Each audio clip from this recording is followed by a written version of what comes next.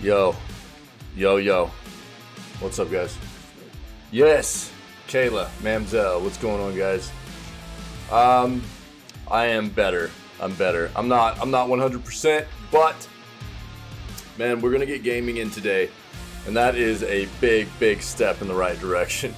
Yeah, man, Lost Ark was fun. You know, Lost Ark. I had a lot of fun with Lost Ark, but it just seemed like, whenever we were into it, I was still enjoying it quite a bit, but it seemed like a lot of the community had fallen out of it. You know.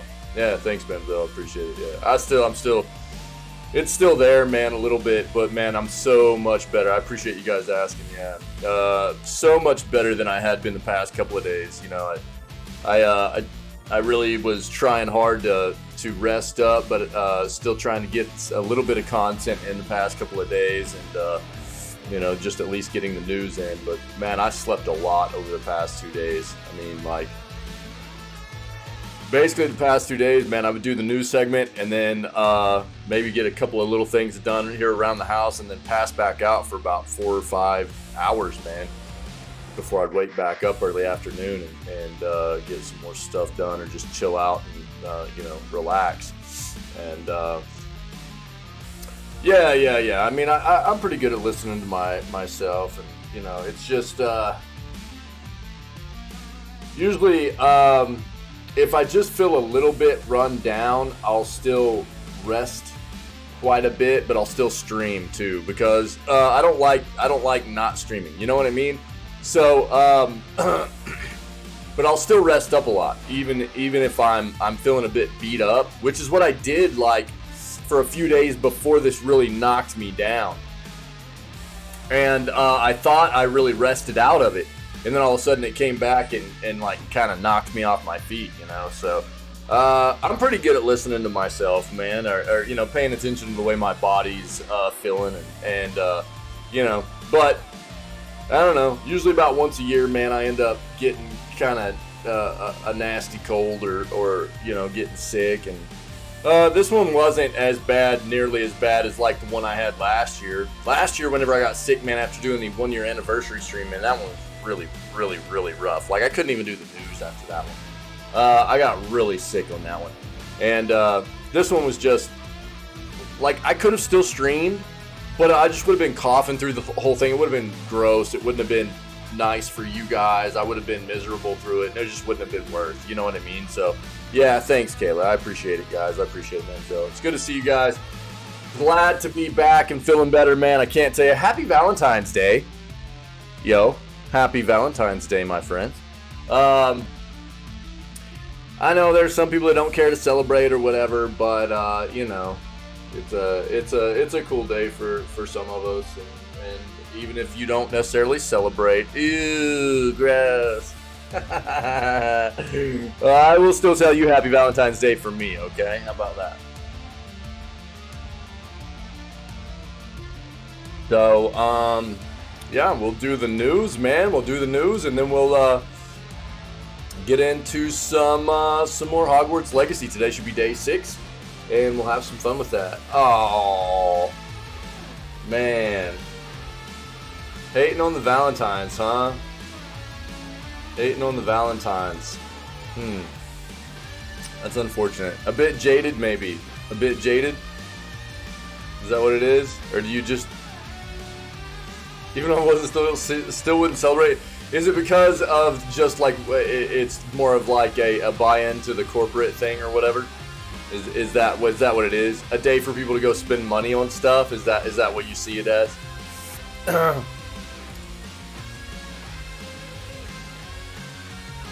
I agree. I also don't think it's bad to have a reminder for people sometimes, that they can, to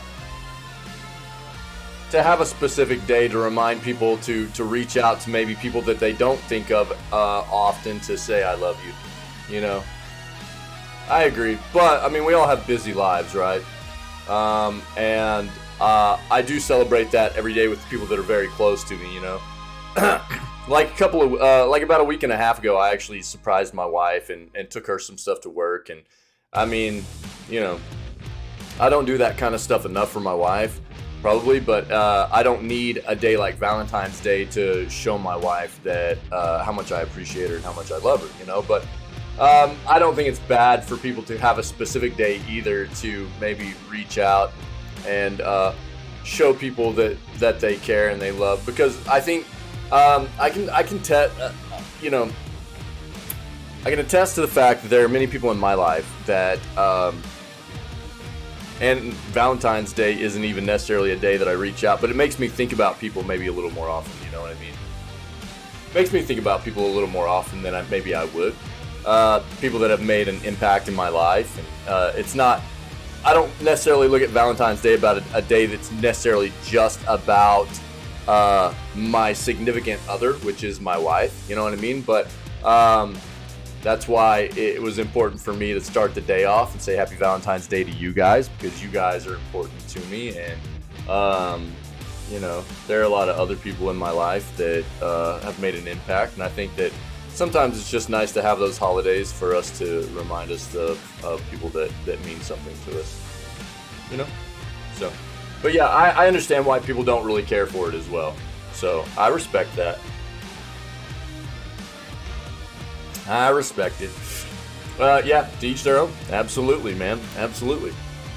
On that note, man, let's go ahead and get ready for some video gaming news, man. Video gaming news. And, yeah, check it out. This is what we're listening to this morning. BPM, bullets per minute. Cool. Rhythm-based FPS shooter roguelite game. It's very, very fun. I've played it. I've streamed it. It's very cool. And the soundtrack's amazing too. So highly recommend. Go check it out. Cool.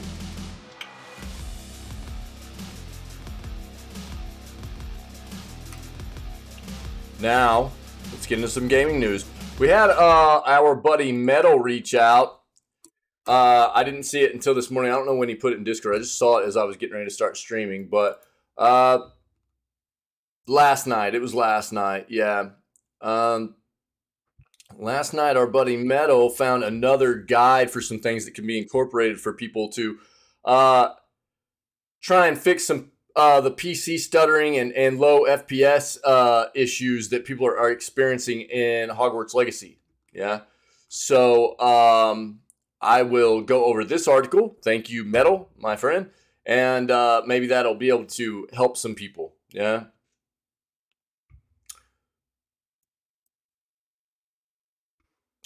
Looks like we got a PC game bundle. 25 games for $25. See what that's about. Wild Hearts releasing this week, looks like. And what else? We'll take a look at this article, see what else we got coming out this week.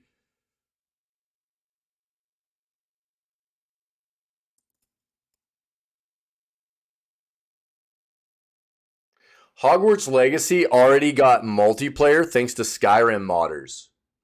Interesting. Interesting. Okay. Let's take a look at that.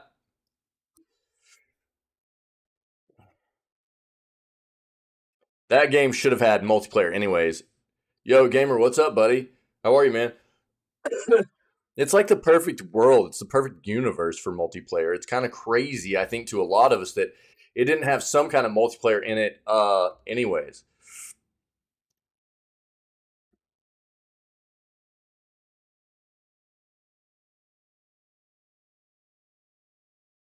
Oh yeah? Are you feeling a little bit burnt out on it? Really? How many hours do you have in the game, Kayla?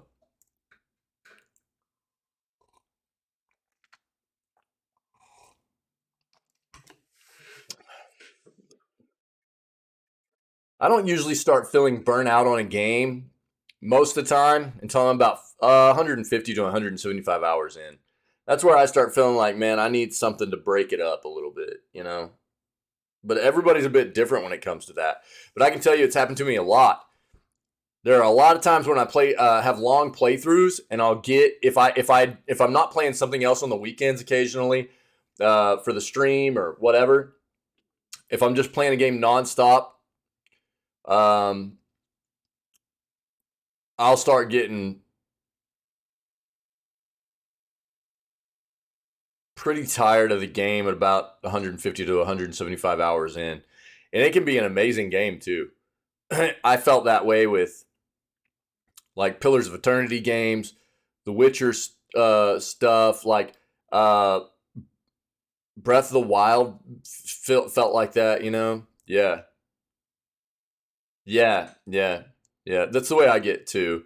But it usually takes me a good chunk of time before I start feeling like I need something to throw into the mix for a little bit, uh, just to give me something a little bit different, and then I can get back into it and usually finish it up and be okay. Uh, and it doesn't matter if it's a great game.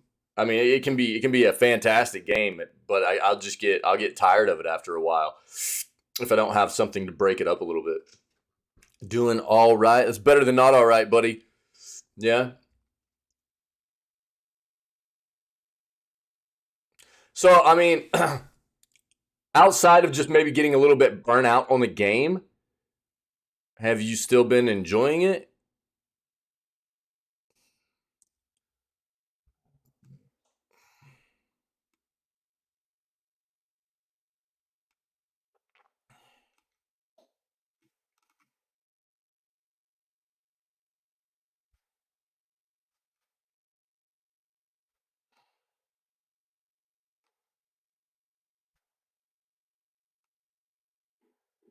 Yeah, okay.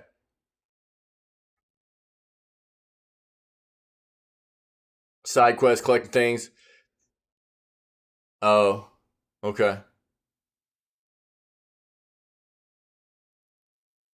I don't even know what the whole beast thing is about. So, yeah, I've heard there's a lot of extra stuff in the game. So, I'm not looking to know what the beast thing is about. So, uh, we'll just leave it at that. Yeah, I figured eventually I would. Yeah, yeah, obviously.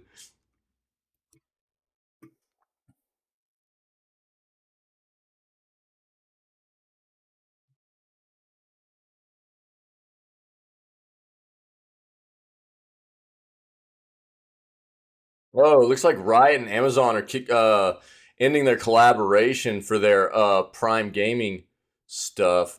Amazon for a long time has been giving away like in-game loot, in-game cosmetics and stuff like that for Riot's games like League of Legends and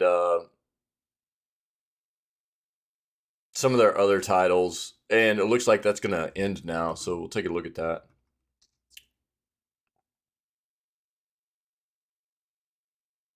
Oh, really? Yeah, I was kind of wondering. It looked like it was probably going to be a situation where you would end up getting all the spells, but I wasn't sure about like um,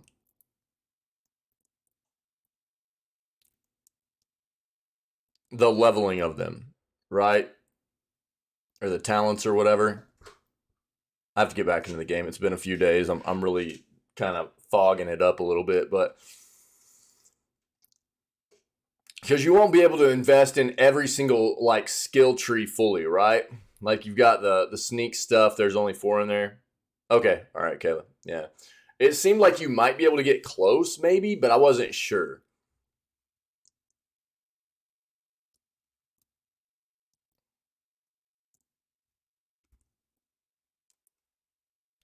Mm. Dreadwolf, Dragon Age Dreadwolf rumor leaks huge improvement. Okay.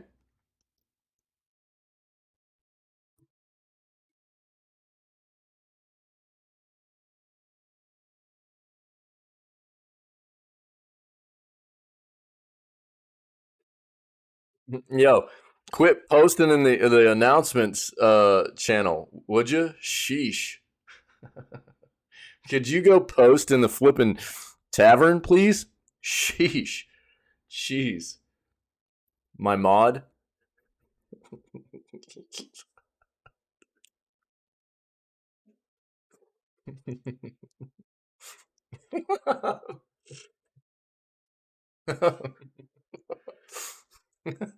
Like you own my Discord, dude. Who do you think you are, dude? Who do you think you are, bro? Can you get your crap together and please post in the right channel? How you feeling, dude?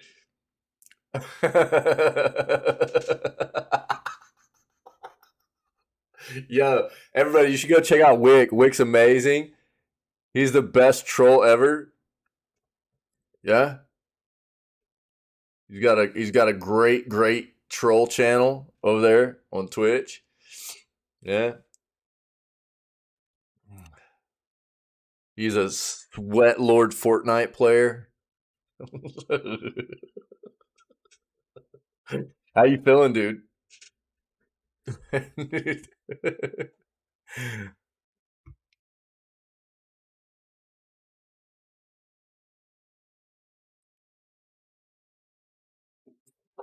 This dog, look at this title. Oh my god, dude. You're okay? Are you feeling better at least? Smoothie Lord for the win, dude. Starting to feel better? Yeah, me too, dude. Finally.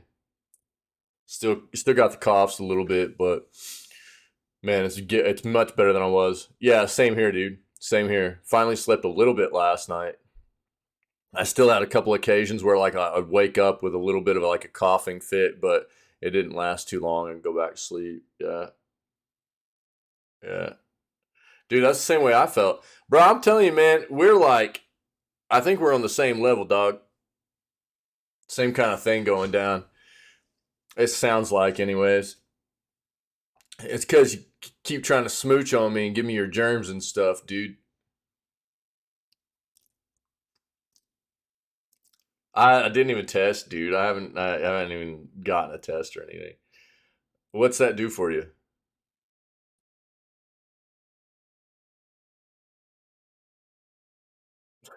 All I do is sit in my apartment, anyways.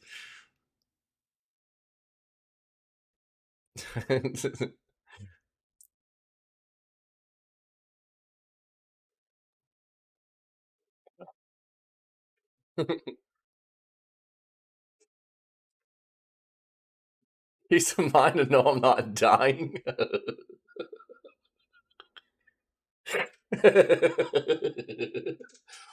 Wait, is that what that is? Okay, gotcha. My bad. Next time then. Oh, jeez.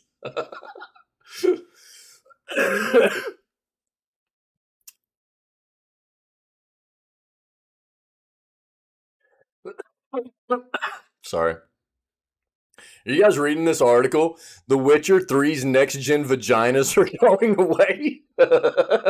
Dude, I gotta see what this is, dude.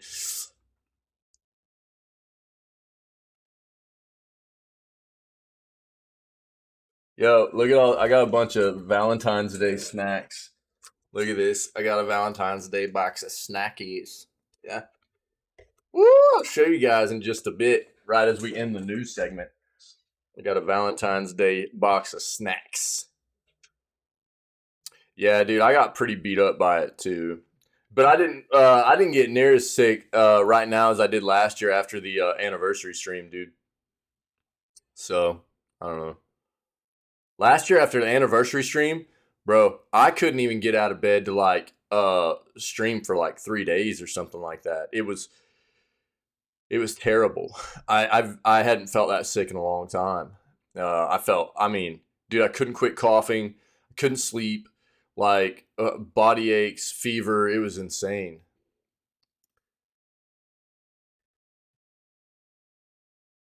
Yeah, yeah, yeah, yeah, yeah. It's a pretty telltale sign, dude. Like, you start things start tasting funny. Yeah, that's usually the case.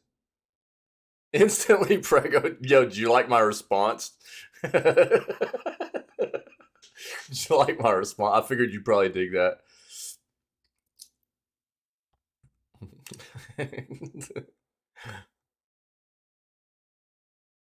Pokemon Stadium rumor, huh? Let's take a look at this.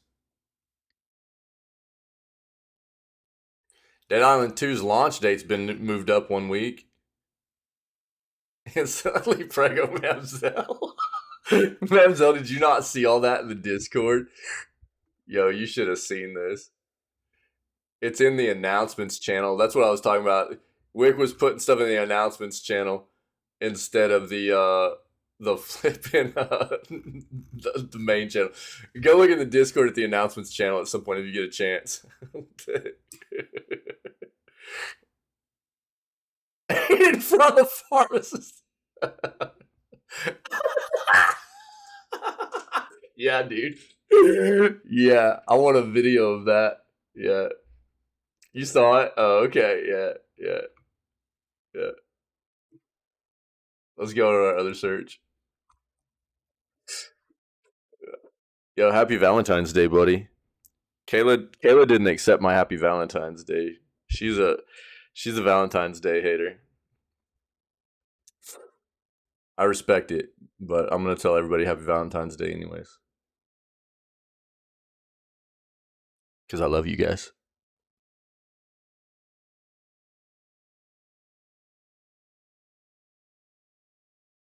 Yeah, that's today, dog. What'd you get the wife, dude?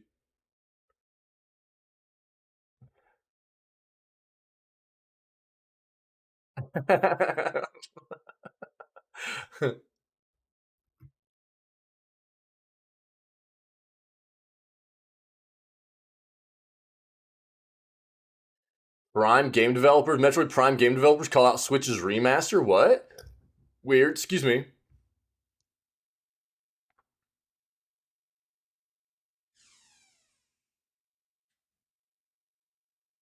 Trying to give her COVID for Valentine's Day? That's sweet of you. Resisting though?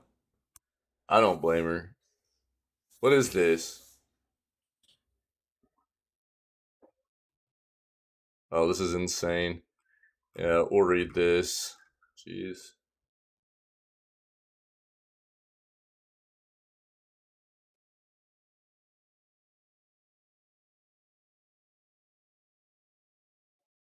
Yesterday was a pretty bleak news segment. There wasn't a whole lot, but we got more today for sure.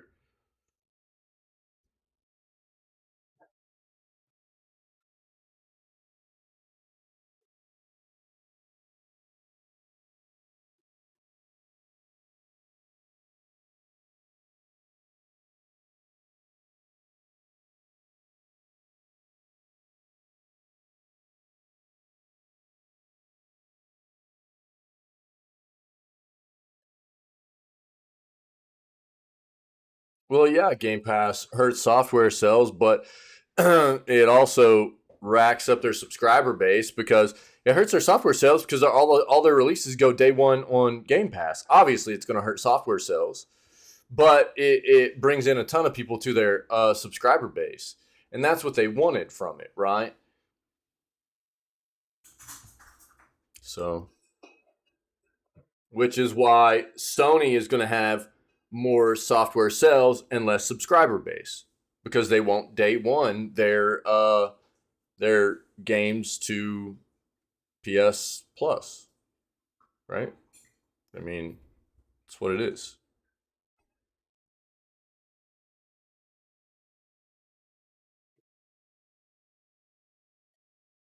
We got that up.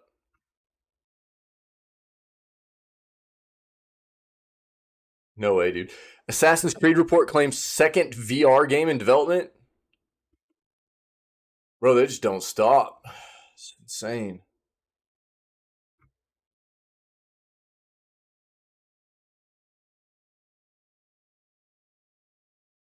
Yeah, we already knew this. The Katamari series is going to roll onto PC and consoles in June. Wait, did we know this? Hold on. We saw that it's coming back out on the Switch with like the remaster and stuff, right? But I didn't know it was coming to PC and console, like other consoles. Let's take a look at that.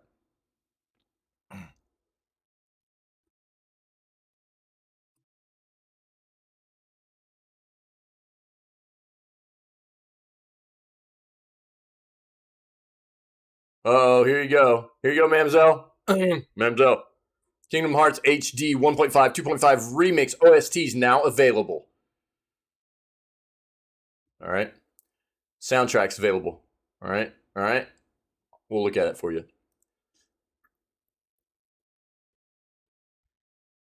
What is this? Yeah.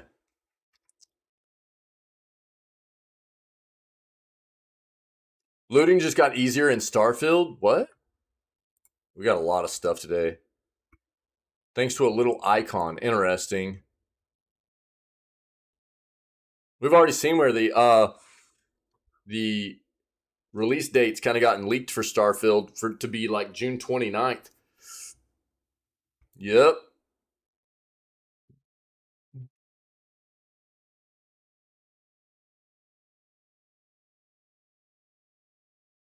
Dude, what is this?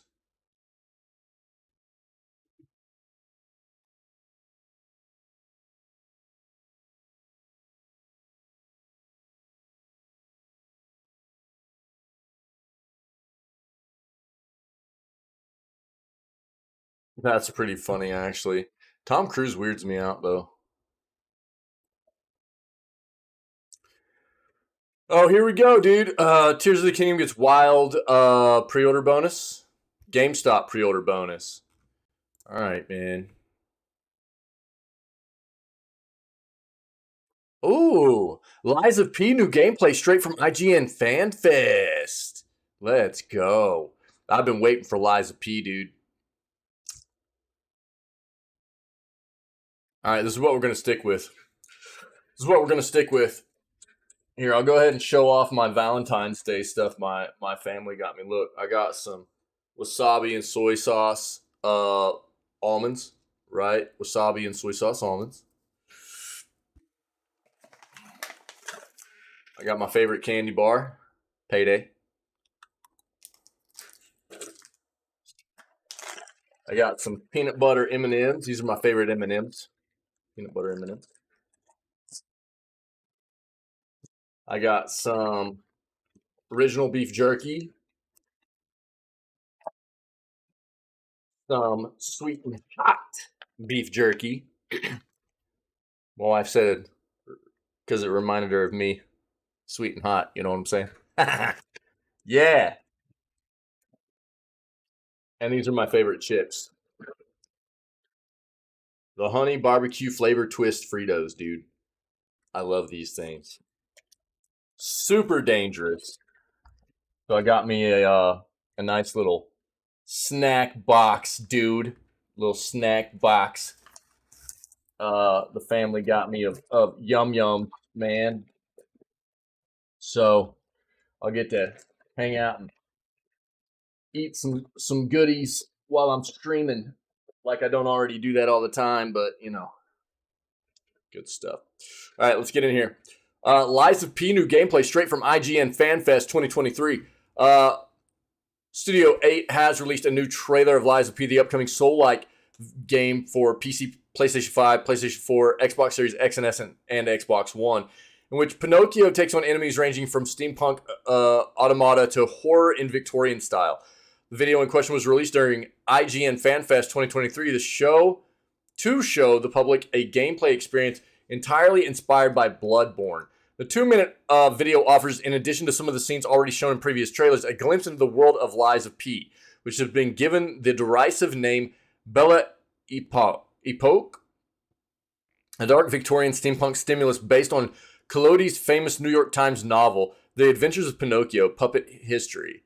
NeoWiz and its sister company Round 8 have yet to announce an official release date, but the increase in trailers released in recent weeks, including 8K gameplay released by AMD, may indicate that an announcement is imminent. However, given that Lies of P is yet available for pre-order, the chances of a release in the first half of 2023 are getting smaller and smaller. In the meantime, you can find the new gameplay trailer below. Let's see. I don't see it. I don't see it.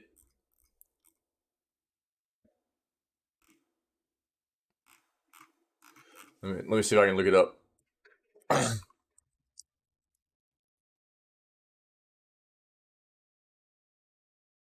Is it? It's not in gameplay, was it? Yeah.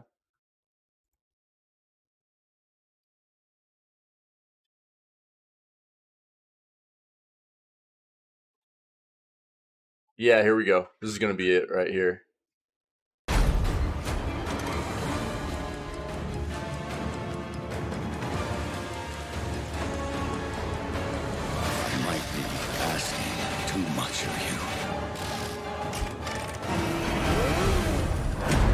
I don't have a choice.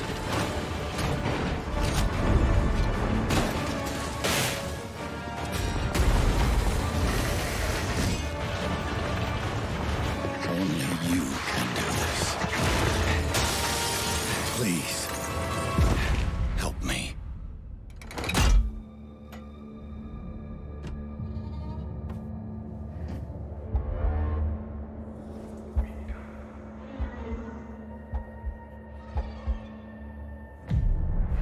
Finally, we meet, son. The stage is set.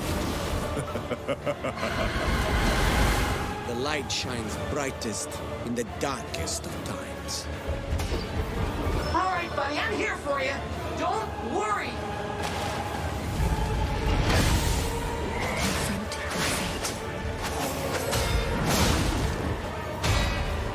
Don't give up.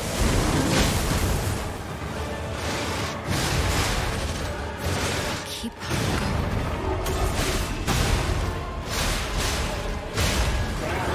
You can lean on me if you want.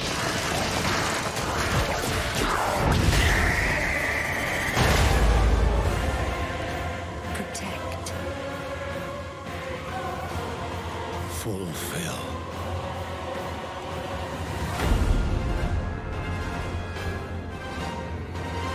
I've been waiting on this game for quite a while, man. Your destiny. Very cool. Very exciting. Very exciting. Cool. Legend of Zelda Tears of the Kingdom gets wild GameStop pre-order bonus. The Legend of Zelda Tears of the Kingdom is set to release in a few short months, and Nintendo Switch owners are trying to figure out the best place to pre-order the game. GameStop has revealed an all-new pre-order incentive for those that purchase the title through the retailer, and it's unusual to say the least. All pre-orders from GameStop will include a wooden plaque featuring a number of unique images related to the game. It will only be available in-store, but those who pre-order online will be able to bring their receipt to store locations to claim it. An image of the pre-order bonus can be found in the tweet embedded below. Readers interested in pre-ordering from GameStop can do so right here.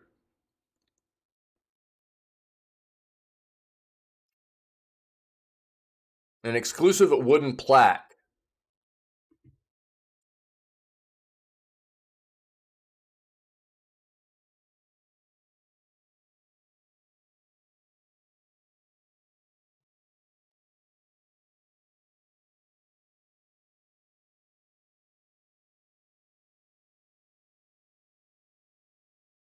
Okay.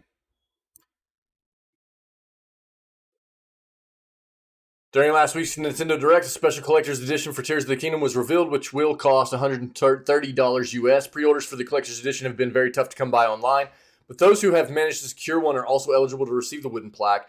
As far as pre-order bonuses go, this is a very unique one, and a lot of Zelda fans will assuredly want to add it to their collections. I'm going to be honest, it doesn't look all that cool to me, man. It looks fairly cheap and, whatever. It doesn't even look like it's like, it looks just like something that's like just burnt onto a piece of wood. The piece of wood doesn't even look all that cool to me, honestly. I mean, look at this.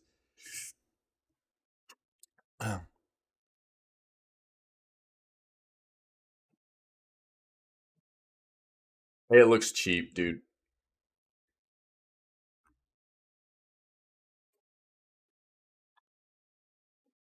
Well, I mean, I guess a free pre-order thing, I guess. I don't know.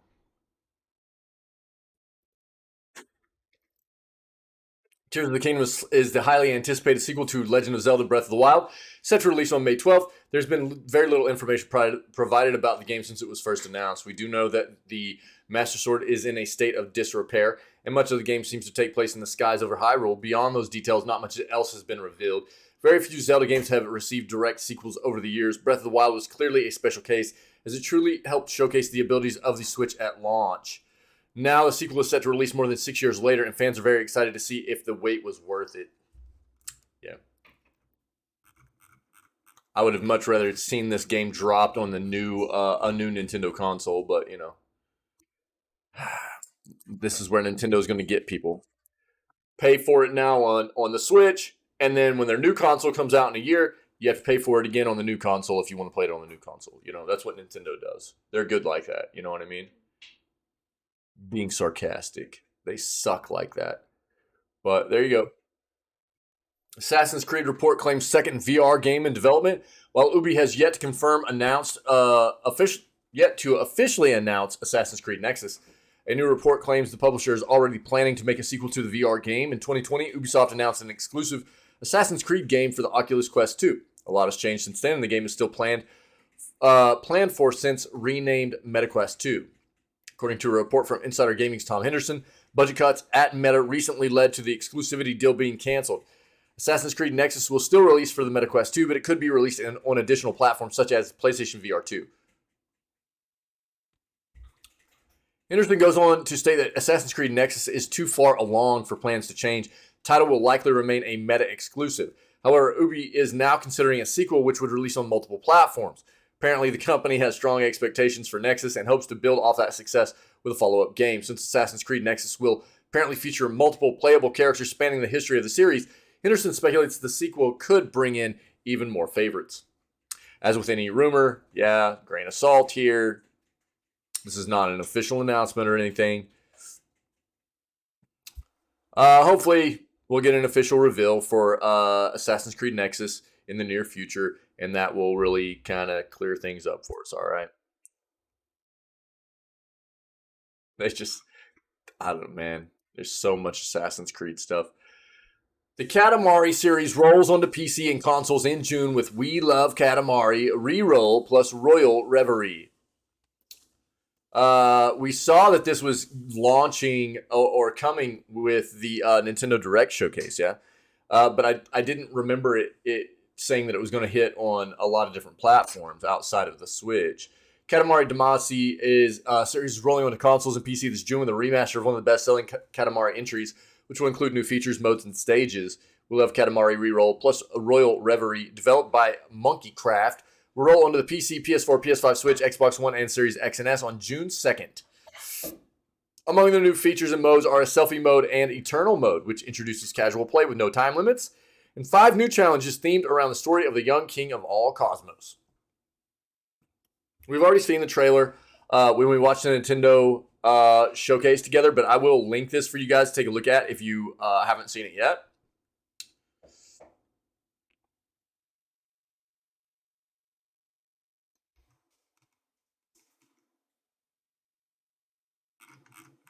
So, June 2nd. Cool. Virtually all platforms.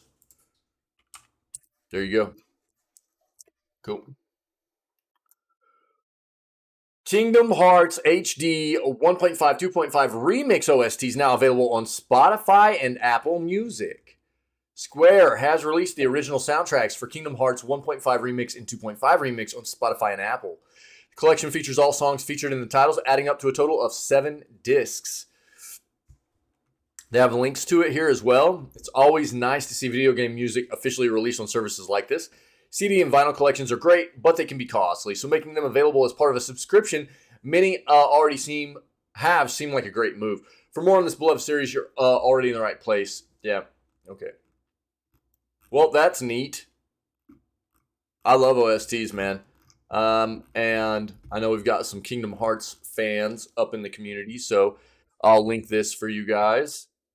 They've got links to the soundtracks on for both Kingdom Hearts HD 1.5 and 2.5.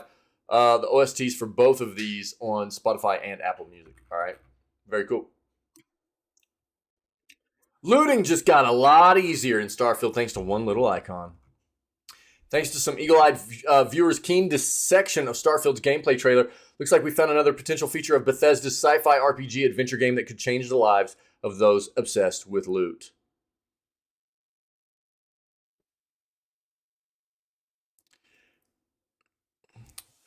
Looting that booty.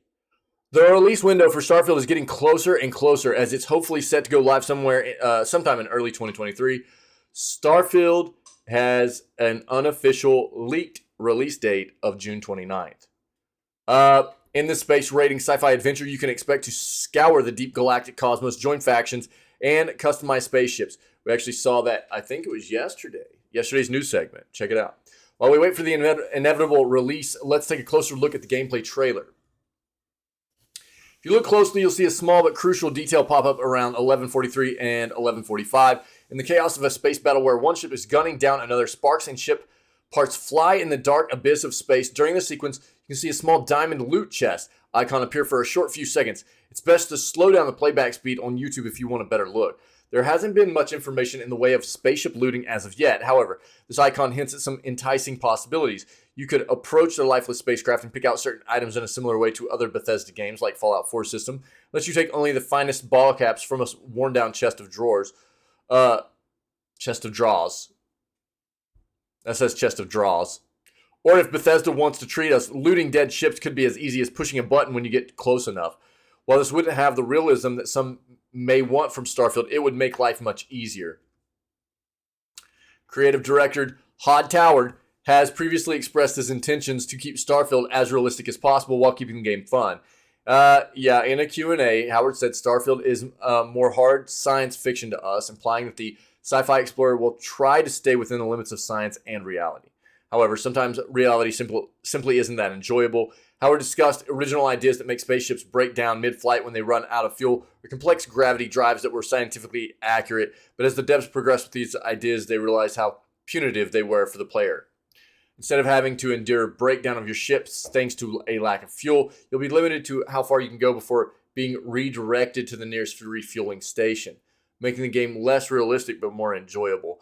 Hopefully, this rhetoric will hold true when it comes to the game's looting system during space battles. While it could be fun to have the option to scrap the ships for parts realistically, a quick press of a button to take all the trinkets on board could keep the game quick and entertaining.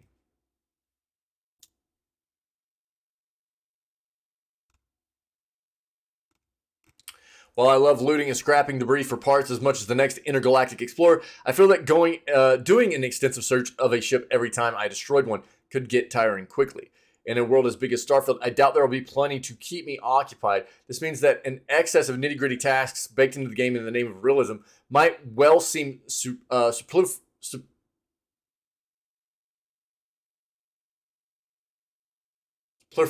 and serve only to bog down, the experience. While it could be fun occasionally, a forced hard sci-fi life doesn't sound very appealing. Perhaps all this means is that I'm an impatient fool who doesn't appreciate the wondrous world of hard science fiction gaming.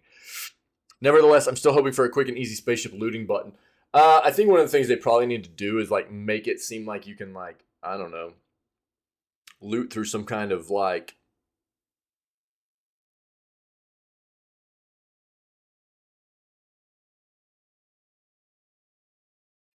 reactor beam kind of scenario or something with the loot that comes out of ships as you destroy them or whatever. But you should be able to set up some kind of filter system as well for looting, like most games do nowadays, right? Any game that's loot heavy, you're able to set up loot filters, right? And that's what you would like to see, because it does get very, very tedious as you continue to play through a game that's a very big game that has a lot of loot. Whenever you get to a point in a game where you don't need to be looting early tier loot anymore, and quite often you just want to bypass that stuff. So setting up loot filters to where you can just go up to a ship that you've destroyed, go to the loot and go grab everything that I've already filtered to say, this is what I want, this is what I don't want. And it'll just grab all that and put it. That's what needs to be done here, in my opinion.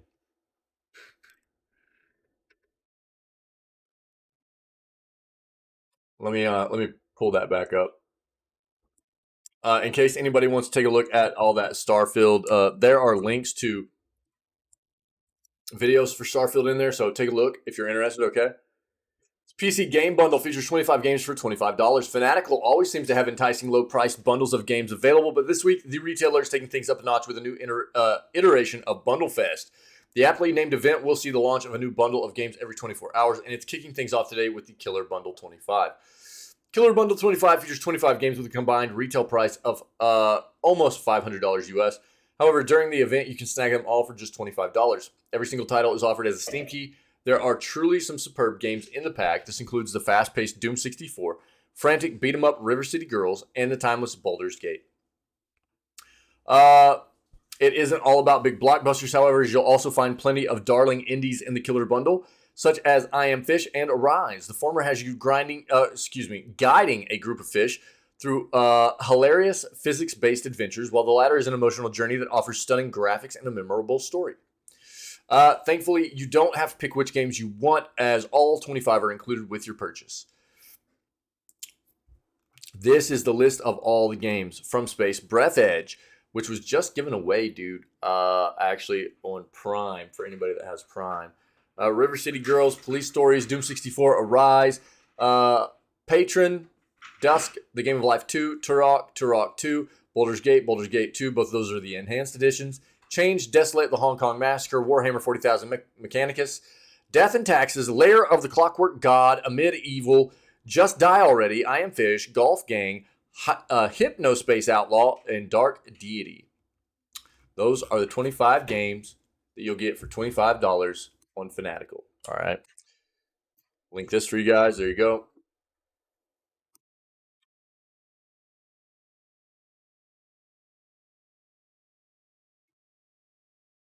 I don't think that's what we wanted.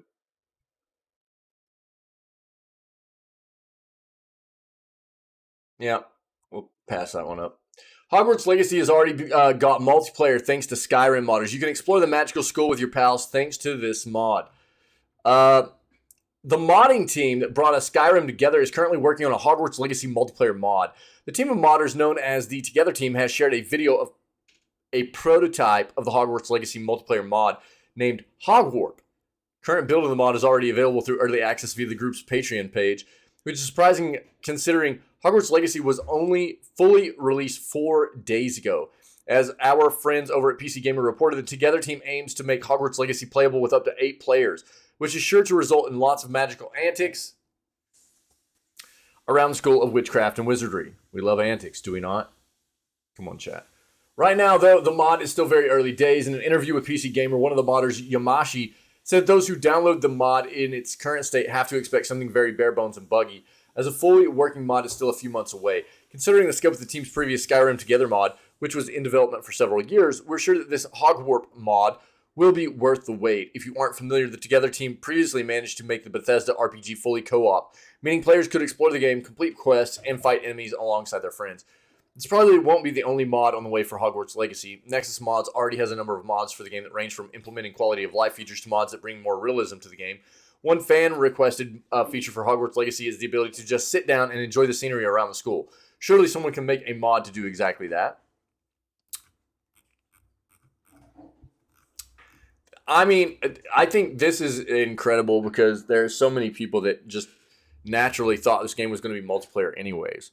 The fact that this game didn't have multiplayer at all, I think was kind of crazy to a lot of people. This world is perfect for it. And the fact that they just made this a whole single-player campaign through and through was just kind of an odd play, I think. Riot and Amazon appear to end the League of Legends Prime Gaming Capsule collaboration. They've been doing this for a long time, too. A monthly perk that many League of Legends players look forward to may be gone for good without any indication that this was coming. There will no longer be capsules given to League of Legends players through Prime Gaming after the current reward period ends. According to a conversation that YouTube creator Maddie Love Gaming had with an Amazon employee, this would mark the end of a nearly 2-year-long program where Amazon Prime members were able to redeem monthly capsules for a league full of RP champion shards, a skin, and more. In this conversation, the employee says the deal Riot Games had with Amazon was only expected to last until December of last year. The extension of the claim date for the current capsule until February 16th appears to be to ensure that players who have not yet claimed this final capsule do so within ample time. The employee reassured that supposedly the two companies are working to bring more content in the future, though they were unable to provide any specific details. It is also currently unclear if the Prime Gaming promotions for Riot's other titles, including Valorant and Legends of Runeterra, will meet similar fates in the near future. Players in a Reddit thread discussing this conversation noted that the decision may be tied to the recent availability of Riot titles on Xbox Game Pass, where players can earn various in-game rewards for connecting their Riot account. There is no indication that this has influenced Prime Gaming program. Riot did not comment to .esports regarding the end of the current collaboration. with Prime Gaming, nor has it provided any information on any future collaborations between the two. Interesting. Okay. Well, could be coming to an end. Maybe they'll get another contract going, though. We might see more about it. We'll see. Dragon Age Dreadwolf rumor leaks huge improvement. A new Dragon Age Dreadwolf rumor has some exciting news for fans of the fantasy RPG series and BioWare games in general, as it's equally exciting news for Mass Effect fans looking forward to the new Mass Effect game coming after Dreadwolf. Recently, 20 minutes of very early gameplay of Dreadwolf leaked online.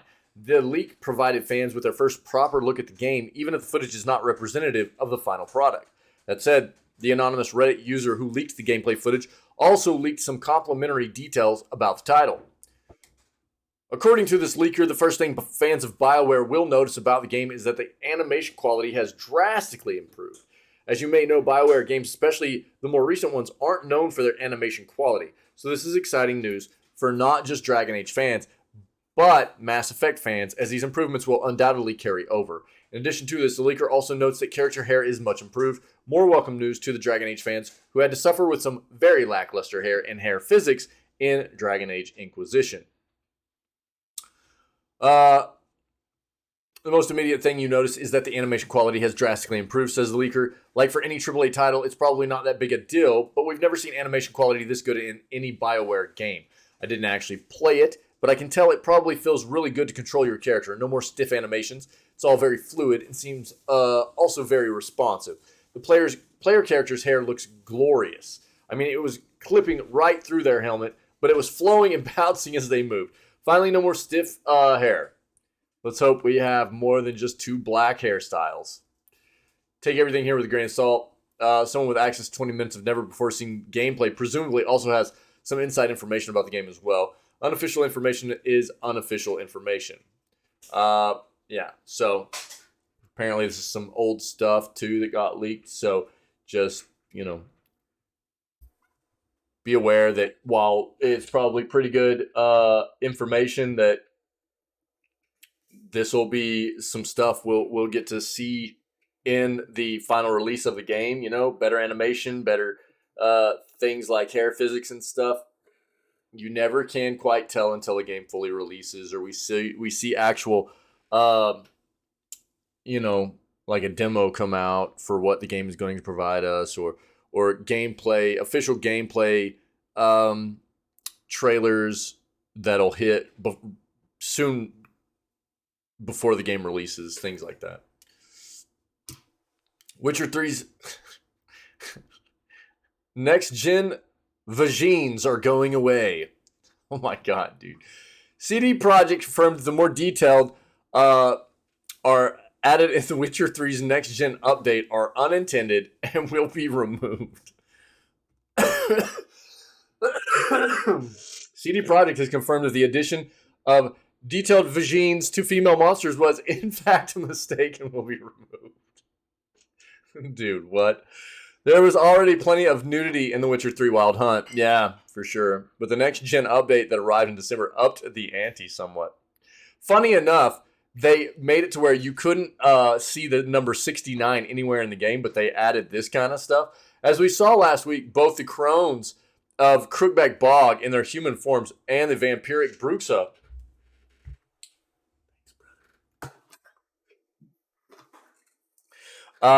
that appear in the Blood and Wine expansion were given significantly changed pubic areas in the update, taking them from a Barbie doll situation to the full Monty, complete with visible genitalia and nicely quite. This says public hair. We'll stick with that. I don't think it's meant to be public hair, though. It's more private hair. You can see the changes thanks to screens posted on Reddit, which for obvious reasons I would not recommend clicking on if you're at work and they're not cool with full frontal nudity. How does this even happen, dude? I mean, look, The Witcher is known to be a very graphic, mature game, right? But again, how weird is it that like CDPR comes out with the next gen updates for this game, and they like block all. I mean, even in the settings of the game, you can't hit any kind of number that has 69. You can't. But then it's like this kind of stuff makes it in, you know? Speculated the new look came courtesy of one of the many user-made mods incorporated into The Witcher 3's next-gen update, particularly since CD Projekt didn't seem aware of it. Studio told Kotaku shortly after the new and improved graphics were discovered that it was looking into it and will have more information in the coming days. Sure enough, it later confirmed that mistakes were made and will be changed. Textures in question are an unintended result present in the release version, CD Projekt said in a statement. This is something we are working to address. It all seems a bit overcooked to me. CD Projekt has never been shy about nudity. Yeah, for sure, at least when it comes to women. I mean, really all the way around. I don't recall any male characters running around on natural, although apparently it was discussed at one point. I wouldn't even be surprised. I mean, they show a lot of dude cake, you know what I mean? They got bro butt everywhere. But yeah, I don't remember seeing homie pogo sticks. This seems like a fairly minor tweak as far as that goes. There's still unclothed, just slightly more detail. The landing strip trim is maybe a little anachronistic, but that's what mods are for, right? Geralt got new hairdos after all, so why not the Ladies of the Wood? CD Projekt declined to comment on its reasoning for the reversion or to say when it expects the change to be made. It did confirm separately that it's working on new performance patches for the game, however, aimed at improving CPU core utilization, DirectX 12 stability, ray tracing, horizon-based ambient occlusion, and crash issues. This game, as with like all other CDPR games, has had a whole slew of technical issues on release. So, you know, good stuff. It looks really good, but I mean, it doesn't matter if it looks good if it doesn't play good, you know. Jeez, dude. That's wild. What an article.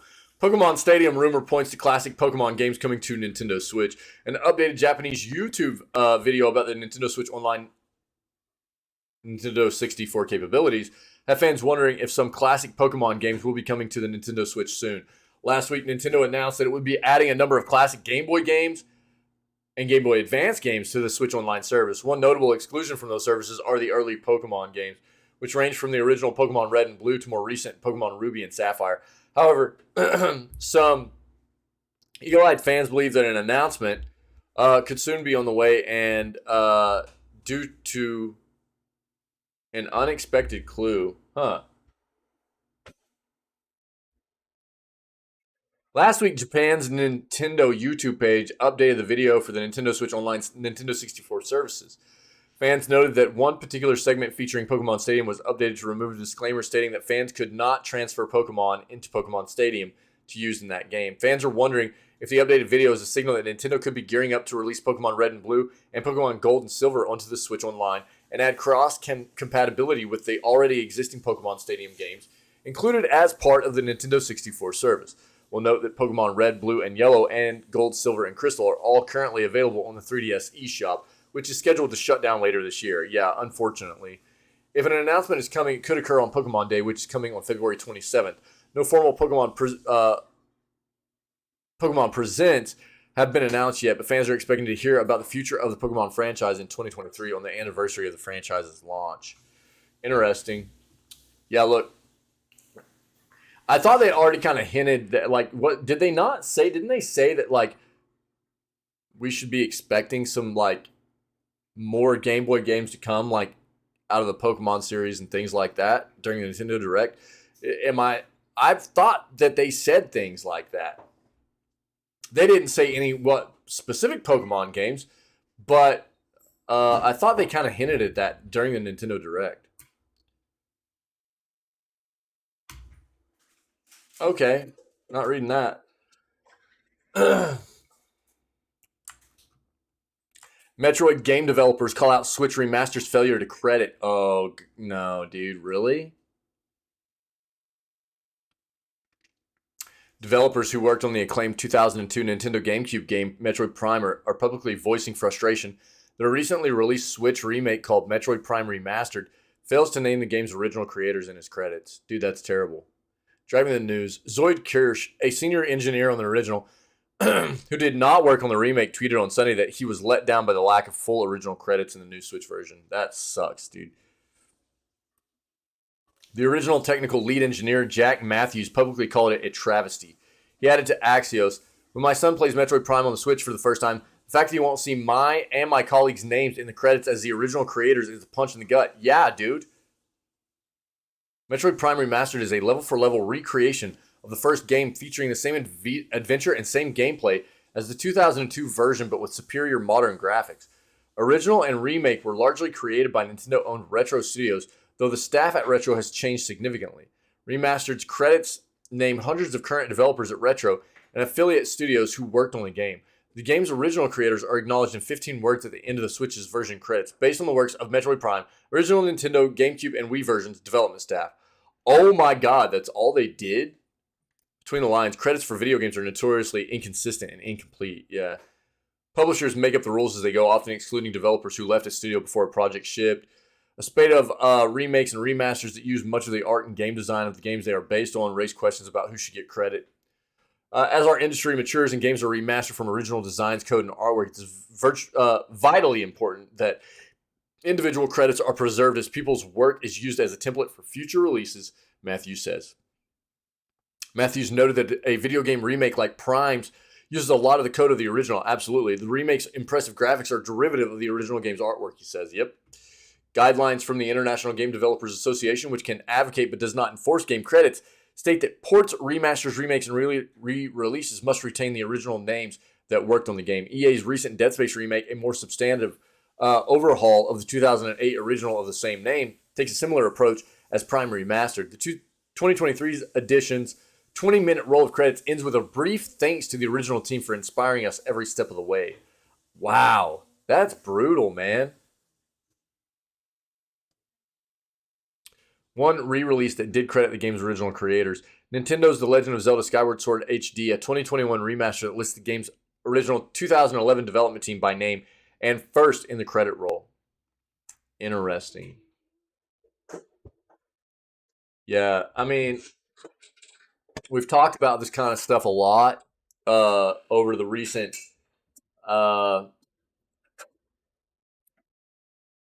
I don't know, over about the past year, whether it be things like this of who gets included in credits of games, or what the standard should be for people getting paid for voice acting or acting in for video games. There's a lot of different subjects that go into this discussion, but there needs to be some kind of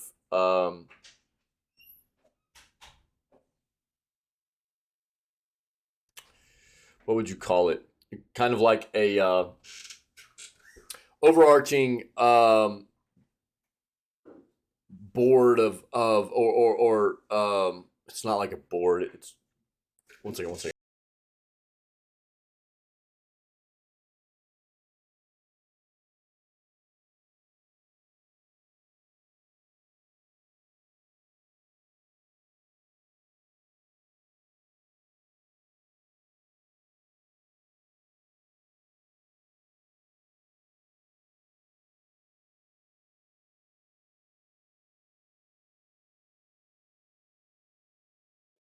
I apologize. It'd be more like a committee or something that is in charge of setting up rules and regulations for the gaming industry, right? And obviously, it would need to be individuals that are respected within the gaming industry and community. It would need to be people all across different segments of what the gaming industry has to do with. You would need to have people that know about law. You would have people that know about the business side of things, people that know about the development side of things. I mean, but as gaming becomes more and more prevalent, and I mean, obviously it's a huge piece of entertainment. But there are things like this that don't have any kind of rules or regulations to them across the world for the gaming industry. And I think that's where we're going to be moving more and more towards the need for some kind of committee to help set standards and regulations and rules that need to be in place for things of this nature. Who must be, giving credit during, the role of when a game ends and the credits are rolling, who gets named, whether it be talking about a brand new game or a game that's gotten remastered. There's going to be differing things there, or into the realm of, what is the standard for people getting paid for doing voice acting work or actual acting work in games.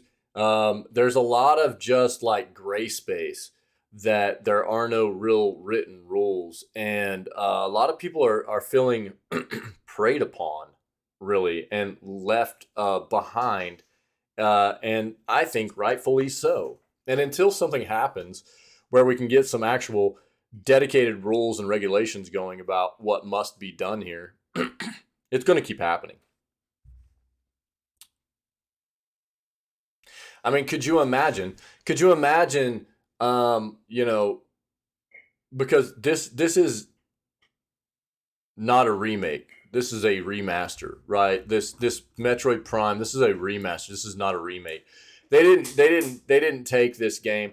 And this is a bit different than the Dead Space thing. The Dead Space thing is in fact a remake, right? So, Dead Space is a remake. It's not a remaster. This is a remaster.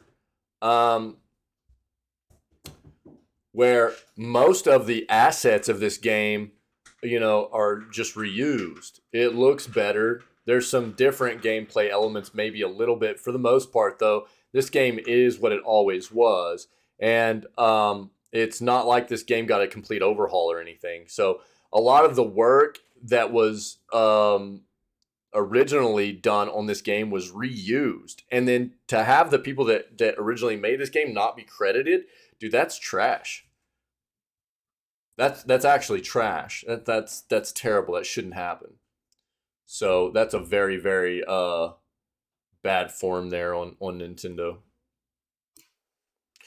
Soccer video game close to $850 million deal. The video game series that's been known as FIFA for 30 years is ditching the name while it fights to secure the rights to the English Premier League. Okay. TLDR. Let me give you a little bit of backstory here. FIFA and EA have had a contract for a long time about EA making their FIFA video games, obviously. That contract is no longer there. The 2023 FIFA game is the last game that is being created, developed, and published by EA. I originally thought this was probably going to be a good thing because it would make more football/soccer games come about, bringing more competition into the scene and elevating the quality that these products, these software would be popping out with, Unfortunately, what we heard about where FIFA was going is they just went straight into collaborating with developers on basically trying to create about 4 different FIFA games, all in the blockchain Web3 blockchain NFT space. So it was just all money, which coming from FIFA doesn't even surprise me at all either. I am not a fan of EA because EA's a greedy, horrible developer, but dude, FIFA is a terribly greedy, just money blind organization as well. And so that's what we found out. That's the last that we had heard, was that FIFA literally was just trying to create a bunch of blockchain Web3 games. That was it. And on the other side, EA is just turning around. They're going to keep making their soccer games, and it'll just no longer be called FIFA, or they're going to be called EA Sports FC. And so now let's see what's happening here. EA Sports, publisher behind the widely popular FIFA video game series, is reportedly close to signing a new license deal as its agreement with Federation International, the Football Association, comes to an end. According to Sky Sports, EA Sports is close to securing a new deal with the English Premier League that's said to be worth about 850 million Australian. The Premier League is one of the most successful soccer leagues, both competitively and commercially. The deal will reportedly last for 6 years and would allow EA Sports to exclusively feature licensed Premier League material in its own video games, barring competitors like Konami's eFootball from using the content. Here we go again, dude. EA getting sole licensing for making these games. God, dude, these sports games from EA. God, I'm so tired of it. EA Sports and FIFA had a 30-year-long partnership for the development of licensed video games, but announced last year that at an end to the licensing agreement, with reports saying FIFA wanted $1.7 billion from EA to renew. The game series previously known as FIFA will instead be known as EA Sports FC going forward, like I said. Leaked internal discussions around the decision revealed that EA found FIFA's request to be unacceptable, with one leading figure at EA reportedly saying that all FIFA provided was 4 letters on a box. FIFA had said it plans to create its own soccer game or license the game out to other studios to use. The FIFA name has already been licensed out to multiple Web3 games, with multiple licensed blockchain games offering NFTs or digital tokens that can be sold on to other players. Like I said, it's actually disgusting. Most of the relevant licenses for leagues, teams, and players are held by EA in separate agreements, meaning that the video game series should be able to continue largely without change going forward. An exclusivity agreement with the Premier League would offer it somewhat of an edge over competitors, however. EA recently revealed that its indie label would be ditching indie games in a strange move that would see the company's EA Originals branding applied to big budget games. The branding has been used exclusively to publish small independent games, but is now expanding out to big hitters. Honestly, on all fronts, this is all just disgusting. It's all just gross. FIFA's disgusting. EA's disgusting. It's all, none of it is about, I understand business is business, right? You got to make money and everything. But all of this is about greed. None of it's really about quality gaming content for fans of football / soccer or anything like that. It's just greedy, disgusting crap, dude. So, sorry, football and soccer fans. You don't have a great outlook for gaming as far as I'm concerned. Hogwarts Legacy trick fixes PC stuttering problems and low FPS dips. Shout out to our buddy Metal. We're going to read this real quick. And this is the last article I have for the day, all right? Metal, thanks for throwing this in the Discord last night. I just saw it this morning as we started up the stream. And I'll probably try to incorporate a little bit of this morning because nothing I've tried so far has fixed any of the issues for me on PC. I continue to have to run at a lower resolution than my native, which is 1440p. I continue to run with almost all additional video options off and on low settings, and I'm still dealing with random stuttering and frame drop in the game. It's gross. It feels terrible. And it's at least, I'm getting the game played, but it makes it not feel good.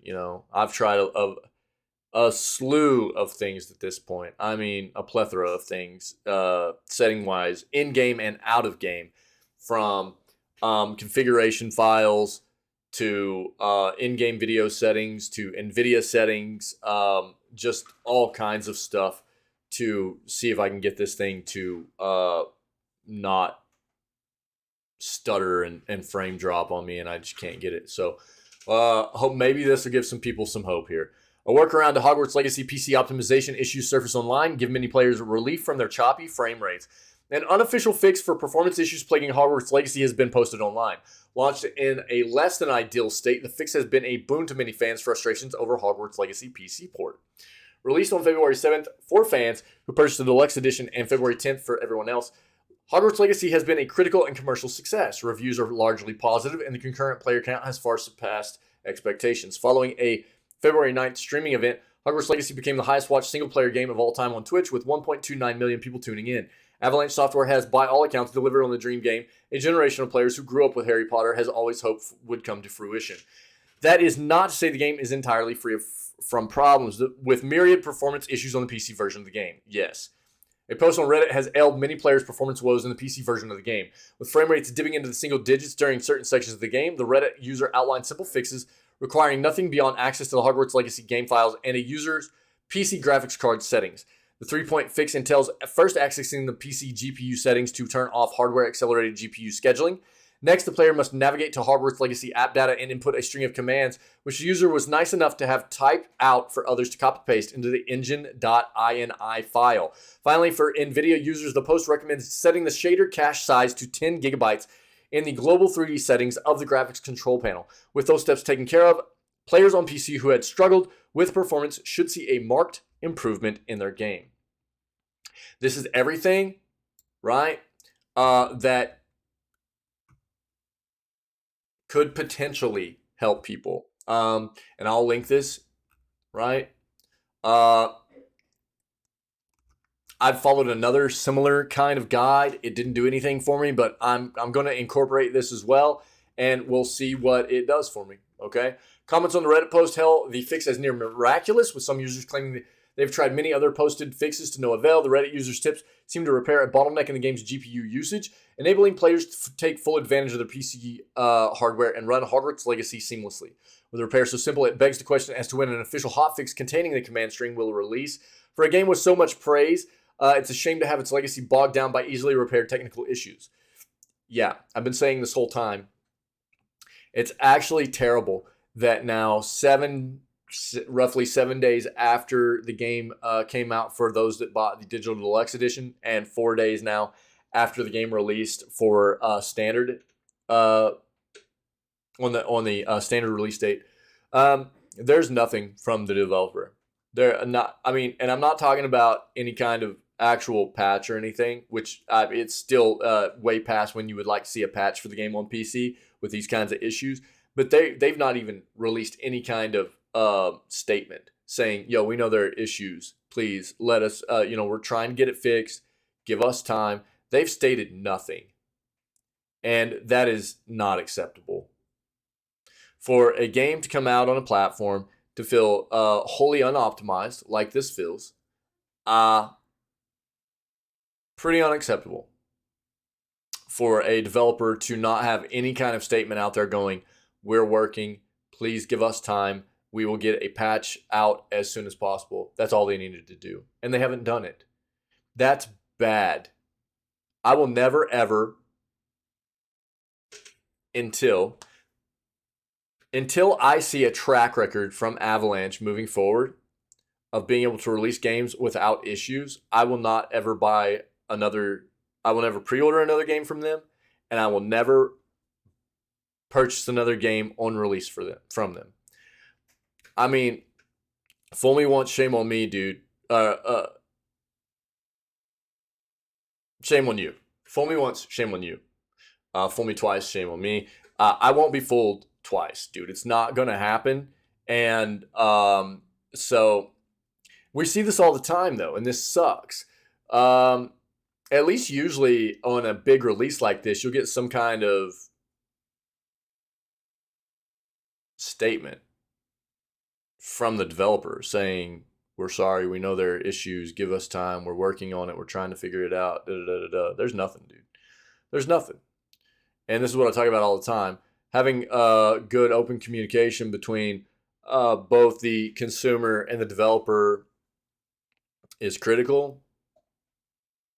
And they're just staying real shut up about it, man. And that feels bad for everybody on PC that has been playing this game and dealing with these issues, which is a lot of people.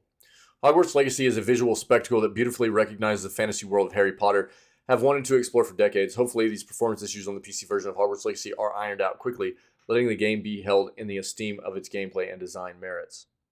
Yeah, it feels bad, dude. Again, thank you very much to our buddy Metal for finding another guide for us to try out, and we'll see if it works. That's the news, man. Them's breaks. It's good to be back and to be feeling better. Not that I missed any news segments, but to be able to game today is going to be great. Excuse me. Still got a little bit of a cough, man. And, but hopefully it won't be too big of a hindrance for us. You guys are amazing. I appreciate you very much. Sorry about not having any gaming content the past couple of days, but man, I really needed the rest. I was beat up. So we're going to move on, man. We're going to play some more Hogwarts Legacy and have a good day of being back into some gaming content. I missed you guys very much. Happy flippin' Valentine's Day, you beautiful legends. And I hope everybody has been having a good week so far. I hope it continues that way. Happy Tuesday. If anybody's checking out this content and you're enjoying it, this content or any of our other content, whether it be highlights on the Twitch channel or VODs on the YouTube channel, the news segments, episodes of game playthroughs that we've done, or highlights, funny clips of me malding out, being a 3-head, whatever, and you're enjoying it, see what you can do about coming and hanging out with all of us when we go live at 6 a.m. CST every single day here on our Twitch channel. Start off all of our streams with video gaming news before we jump into whatever gaming content we have slated for the rest of the day, okay? Other than that, stay healthy, stay safe, be kind, and we will catch everybody tomorrow for February 15th edition of Video Gaming News and more Hogwarts Legacy. All right?